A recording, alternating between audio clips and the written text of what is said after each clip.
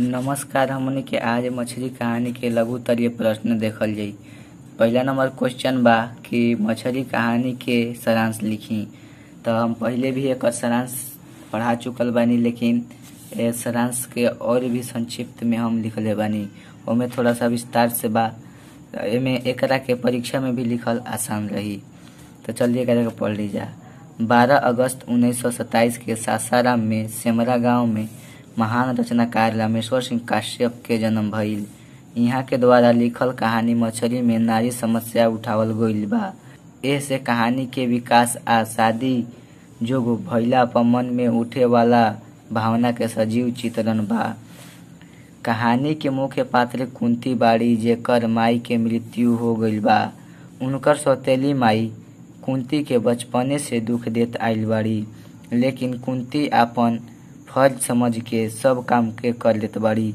इनकर बाबू के दम्मा के बीमारी हो गइल बा, जे चाहत बड़न कि एह लड़की के शादी हो जाए, लेकिन सौतेली माई शादी नइखी होखे देत।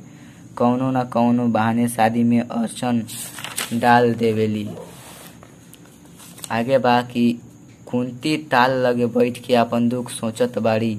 घरे गइला के बाद जब वो अपन नाव सुनत बाड़ी त लुका के माई बाबू के बात सुनत बाड़ी। सुनला के बाद पता चलता कि फेरू अब की माई शादी ना होखे इहे चाहत बाड़ी। इनका रात के नींद तक ना आवेला जब वो सोचेली कि उनकर हम उमरिया के शादी हो गइल बा आ कई गो त लड़कोरी हो गइल बड़ी सा। ई रहला छोटा सा सारांश से कर विस्तार में पहले ही हम पढ़ा चुकल बनी। अगर नहीं देखल वीडियो में तो जाके देख लें। चलिए दूसरा नंबर क्वेश्चन बाकी भोजपुरी कहानी के विकास में मछली के स्थान निरूपित करें। तो मछली कहानी के लेखक रामेश्वर सिंह काश्यप भोजपुरी कहानी के विकास में बड़ी मदद कैनी। यहाँ के कहानी मछली के स्थान भोजपुरी कथा के विकास में काफी अहम भूमिका निभावेला चाहे निभौले बा। ऐसन हम एक कारण से कहत बानी कि रामेश्वर सिंह काश्यप के कहानी में घर परिवार के स्थिति बतावत बा, जेवना चलते छात्रन में मानवीय सोच पैदा हो रहल बा। एक कहानी के चलते भोजपुरी के कहानी में एगो नया मोड़ आइल। ई काफी अच्छा मुद्दा रहल भोजपुरी के कहानी के विकास खातिर। तो तीसरा नंबर क्वेश्चन बा के मछली नारी जीवन के दुख भरल कथा ह, एक कथन के समीक्षा करी। चलिए देखा जा। मछली नारी जीवन के दुख भरल कथा ह, एह बात से हम पूर्णतः सहमत बानी। काहे से कि एक लिखल बा, यह कहानी में एगो लड़की पर ओकरा सौतेली माई के द्वारा बहुत ज्यादा दुख दिहल जा रहल बा। ई बात त नइखे पचत कि एगो लड़की के शादी होखे के उम्र भइला के बावजूद भी ओकर शादी ना भइल होखे। काहे से कि ऐसन उम्र होखला पर गांव समाज उंगली उठावे लागेला। ठीक है, तो जरा सोची ओ लड़की पर का बीतत हुई जब उ गांव के सब ला फोन के टोन सुनत हुई।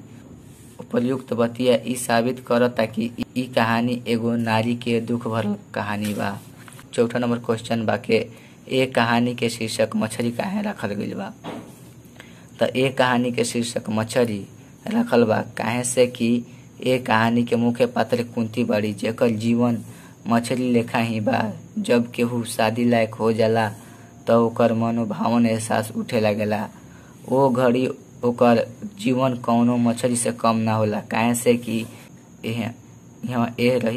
ए घड़ी के हद के पार होखे लागेला तो मानव तड़पे लागेला, जैसे कौनो मछली पानी बिना तड़पेले। ओकरा बाद बा कुंती के हाल भी बहुत बदतर बा। उनकर कहनाम बा कि लड़की मछली है सब पानी में रहे वाली जीव कब तक बाहर जी, सड़ी ना तो बिलाई ले भागी। ठीक बा, अपना से भी कोशिश कर जाला कि बढ़िया से उत्तर ली एक से बेहतर। तो हम खुद से ही लिखल बनी, लेकिन अगर लोग और भी अच्छा से समझ ले तो और अच्छा से यह क्वेश्चन के आंसर दे सकीला। चलिए पांचवा नंबर क्वेश्चन बाकी एक कहानी के कौनो दोसर नाव सुझाई आ ओकर औचित्य के बारे में समझा के लिखी। औचित्य मने वाला उचित बा कि ना, मने जो नाम रखल जाई वो उचित होई कि ना होई, काहे उचित होई तो काहे होई, तो ये बतावे के बात। उत्तर देखल जा। एक कहानी के दोसर नाव सौतेली माई भी रखल जा सकता। ई नाव कहीं ना कहीं उचित लागत बा, काहे से कि ये कहानी में जितना भी घटना बा ओकर ज्यादातर कारण सौतेली माई बाड़ी, जेवना कारण कुंती के मछरी कहल गईल बा। यदि कुंती के सौतेली माई ना रहती तो शायद एक कहानी में कुंती के मछरी ना कहल जा सकित, और एक कहानी में जब कुंती के मछरी ना कहल जा सकित तो ए पाठ के नाम भी मछरी ना हो सकित।